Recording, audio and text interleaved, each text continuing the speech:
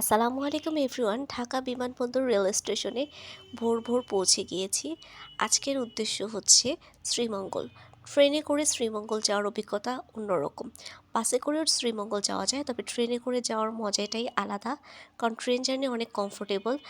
রোদ ঝলমলে একটা দিন ছিল, যদিও শীতের দিন, কিন্তু সকালের রোদটা খুবই কোমল একটা রোদ। চারিপাশে বেশ কিছু ক্ষেত, ফাঁকা জায়গা, গাছপালা, এগুলো দেখতে দেখতেই আপনার সময়টা কেটে যাবে। ঢাকা থেকে খুব একটা দূরত্ব না, শ্রীমঙ্গল কাছাকাছি, 3 ঘন্টা দূরত্ব মাত্র। দেখেন, দেখতে দেখতেই চলে আসলাম শ্রীমঙ্গলের কাছাকাছি। চা বাগানে পাহাড়ে ঘেরা একটি জায়গা, বেশ সবুজ। ঢাকা থেকে যারা যাবেন, হঠাৎ করে এত সবুজ দেখলে অনেক ভালো লাগবে। সবুজ ঘেরা গাছপালা দেখতে দেখতে একটা ইনফরমেশন আপনাদেরকে দিয়ে নিই। আপনারা ঢাকা থেকে শ্রীমঙ্গল বা শ্রীমঙ্গল থেকে ঢাকায় 2টা ট্রেনে যেতে পারবেন। সেটা হচ্ছে একটা পারাবাত এক্সপ্রেস আর একটা হচ্ছে জয়ন্তিকা এক্সপ্রেস। এই 2টা ট্রেনে আপনারা টিকিট কেটে সহজেই শ্রীমঙ্গলে যেতে পারবেন।